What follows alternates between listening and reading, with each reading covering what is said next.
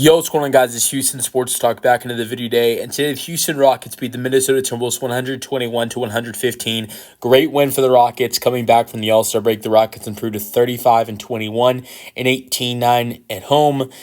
And first thing I got to say is it's great to have number 10 back. Jabari Smith Jr. back in action tonight, 38 minutes, 5 for 9 from the floor, 4 for 6 from 3, 15 points, 9 rebounds, 2 assists, 1 block, and a great, amazing 4 for 6 from 3.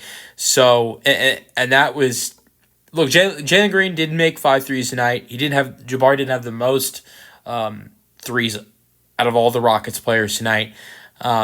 But efficiency-wise, shooting from 3, Jabari was the best three-point shooter on the floor for the Rockets tonight.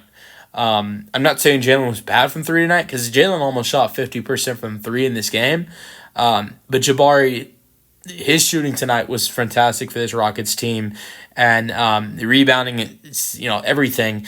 And it was great to have him back tonight on the floor for this Rockets team as the Rockets win 121-115. One thing I do want to say with Jabari Smith Jr., there have been a couple losses over the last almost 2 months that Jabari Smith Jr. has missed that I've said, if the Rockets had Jabari in this game tonight, I think they win it. And one of them was against these Minnesota Timberwolves a couple weeks ago on February 6th. The Rockets lost by 13 points in Minnesota. And they did not have Jabari Smith Jr. in that game, of course. And since this was his first game back since in the last 22 games, and I thought the Rockets got killed rebounding in that last loss against Minnesota, and there were so many things the Rockets got killed in that game that I thought Jabari Smith Jr. would have helped with, and so it's great to see him back tonight. And this was the first time in his NBA career coming off the bench, and it was a very successful game for him coming back. It wasn't really like you can look at it and yes, he came off the bench, but he had more minutes than he was playing as a starter. So 38 minutes tonight, did a really good job coming off the bench. And another thing I will say with Jabari Smith Jr. that originally when he was coming back from injury, the Rockets said he's going to be on a minute restriction, but he can play on back-to-backs. We know the Rockets are playing in Utah tomorrow. Now, the interesting thing is 38 minutes, that's not a minute restriction. I don't know if the Rockets were really expecting him to make a huge impact like he did in this game. Well, obviously, Jabari Smith Jr. can make an impact, but it was clear the Rockets needed Jabari Smith Jr. on the floor tonight if they were going to get a win. And so I think Jabari Smith Jr. played way more minutes tonight than the Rockets even expected to give him in this game. Another reason to that was also the fact that Tari Eason was in some foul trouble. Same thing goes for Dylan Brooks, who was in some foul trouble. Now, originally the Rockets do say, okay, he's gonna play back-to-backs, but he's on a minute restriction. This was not a minute restriction tonight. Do we see him play against Utah tomorrow? I think that's a good question, whether he'll play against the Jazz or not tomorrow. Originally, they said no back-to-backs, but he was on a minute restriction. We see him play 38 minutes tonight. Does that change anything? I don't know. But this was a fantastic win for the Rockets, 121-115. Let's get to Jalen Green. He was fantastic. 35 points, 5 rebounds, 4 assists, 2 steals. He's had some good play against the Timberwolves this year. The last time we saw these two teams play 2 weeks ago, he had 28 points, and tonight he has 35, 5 for 11 from 3, 12 for 24 from the floor. Alperen Sengun was at most, it's hard for me. At the free throw line, it was amazing tonight. And I think the way he shot at the free throw line, that helped the Rockets tonight. And it's not often he shoots this good at the free throw line. 8 for 10. Going in tonight, 70% free throw shooter. He shoots 80% at the free throw line. So that is one thing you like. Also, the great rebounding that he had in this game tonight. 13 rebounds. You love to see it. But then you have the parts like 8 career high turnovers. That is a problem. There were a lot of turnovers where he gave Minnesota free points. And then the easy layups that he missed in this game. And I've talked about it so many times about how Sengun's lost his shooting touch a little bit. Now, I will say there were a good amount of jumpers, I thought, with Alperen Sengun, layups today where he did not get a foul call. But there were a good amount of missed shots that Alp should be making that he was not fouled. And I think it's the number one thing Alperen Şengün has to work on in the offseason is making these easy shots that he has made so many times in his career. Over his first 3 seasons in his career, was absolutely automatic with some of these shots we're seeing him miss this season. And this year we've seen so many things improve with him. His rebounding and his defense has been so much better this year, and that's been a huge part of his improvement this year.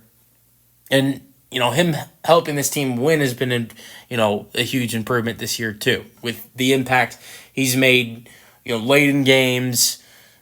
He, like tonight, made a huge shot. It was 113 to 110. He hits a huge fadeaway jumper, 115 to 110. That really helped the Rockets pull away and get a win tonight. So it's stuff like that, like some of the late stuff he does that really helps this Rockets team win late in games.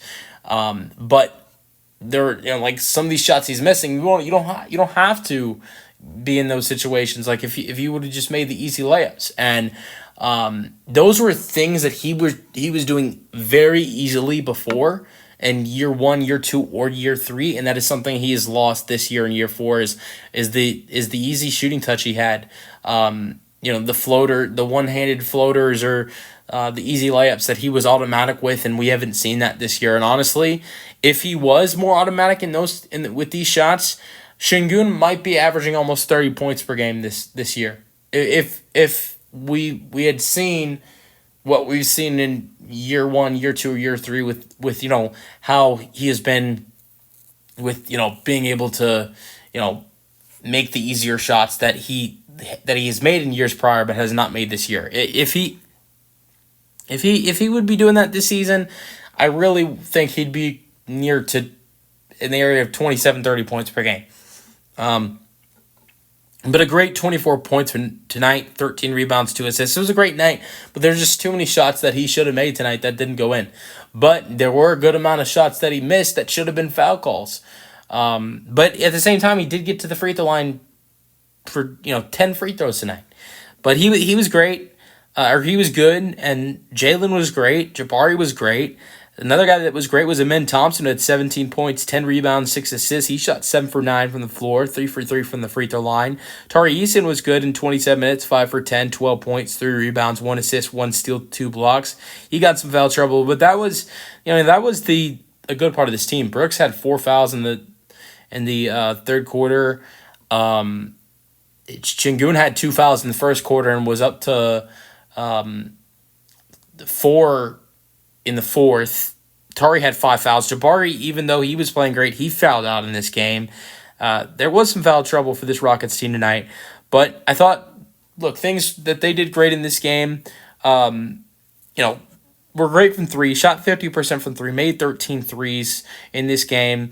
Obviously, big reason because of that was because of Jabari and Jalen Green, and they hit 9 of those 13 threes, and that was huge for this team tonight.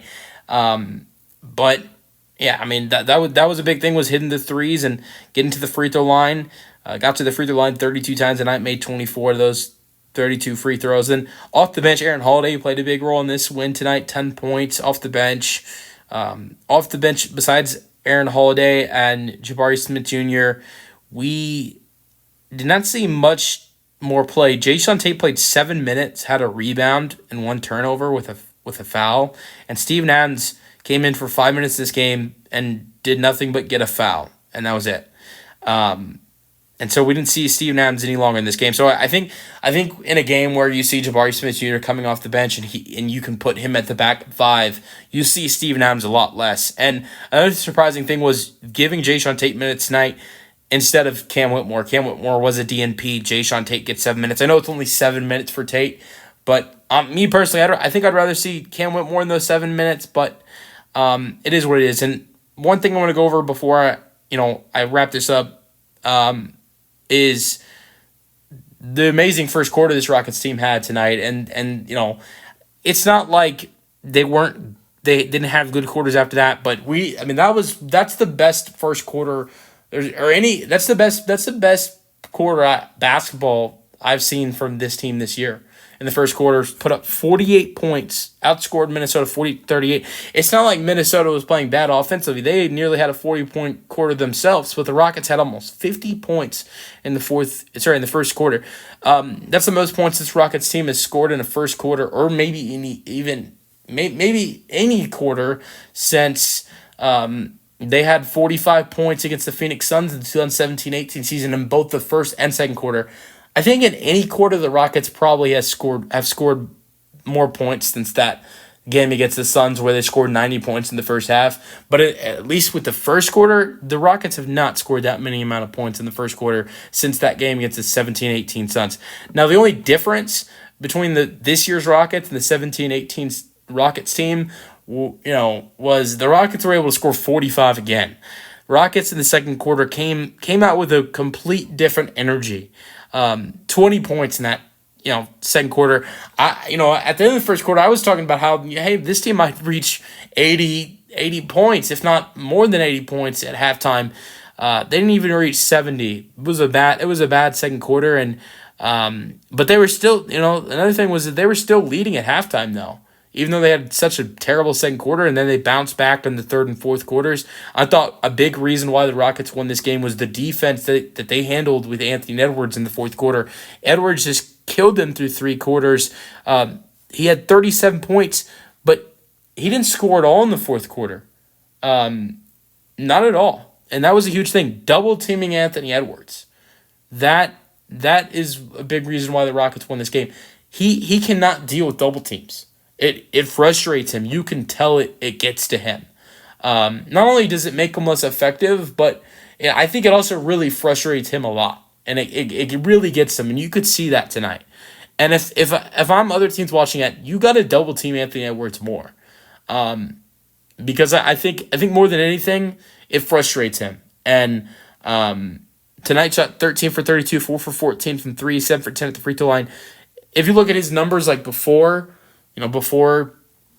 the double teams came, that his numbers were really, really good. But when the Rockets started to double team him more in this basketball game, it became a different game for Anthony Edwards. Let's go over some other stats. Naz Reid had a great game tonight, 22 points, 8 rebounds. McDaniels had 21 points. Alexander had 16 and 5 and 3. Look, obviously, I know the Timberwolves are shorthanded. No Randall, no DiVincenzo. They're really missing those two guys. Also, Gobert wasn't out there tonight. But the Rockets still don't have Fred VanVleet, and that's a huge part of their team. And Jabari looked pretty healthy tonight, but I think he's still getting the groove. I think we could see some better basketball from him to come, and look, I thought this was a great win for this Rockets team tonight. I'm excited to see what they can do tomorrow. I think the Rockets have a great chance to get back-to-back wins tomorrow facing the Utah Jazz for the first time this season.